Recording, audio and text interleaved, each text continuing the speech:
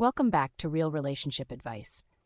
It's 3 a.m. and you're staring at your phone, rereading a text message for the 10th time, trying to figure out why the tone feels different. Your heart is racing, your mind is spiraling, and you're asking yourself the ultimate question. Is this my gut telling me something is wrong, or is this just my anxiety taking over? In 2025, with the rise of nanoships and digital-first dating, relationship anxiety is at an all-time high. But here's the truth. Anxiety lies while intuition whispers. Today, we're giving you a psychological litmus test to tell the difference and 3 concrete tools to stop the overthinking before it ruins a good thing. 1. The difference.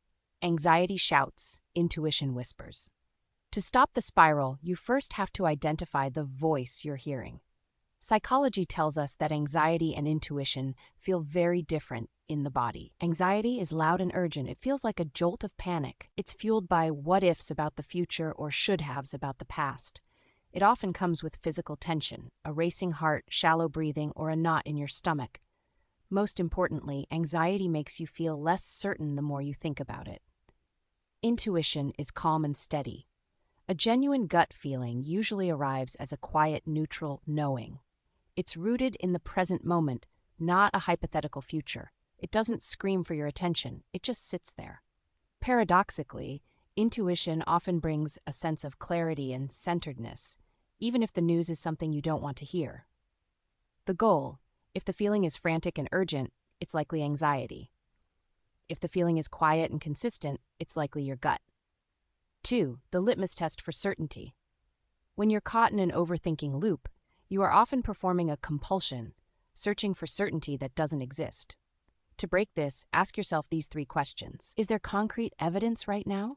Is your partner actually doing something hurtful, or are you reacting to a possibility? Does this feeling lead to a story?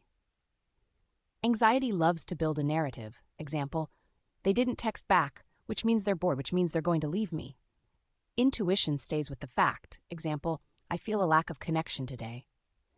Would I feel this way if I were well-rested and calm?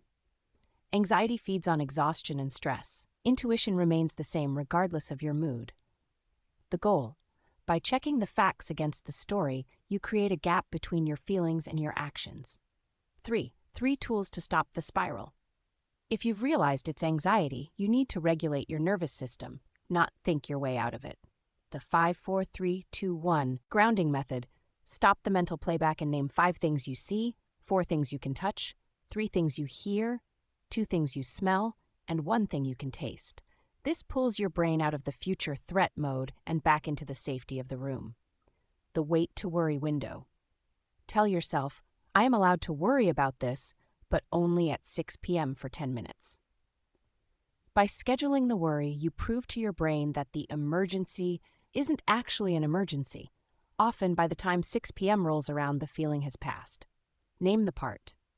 Instead of saying, I am anxious, say, a part of me is feeling anxious right now. This small shift in language reminds you that the anxiety is a temporary visitor, not your entire identity. The goal: you aren't trying to delete the thoughts. You're trying to stop being a slave to them. When you calm the body, the mind follows. Subscribe to Real Relationship Advice for more insights.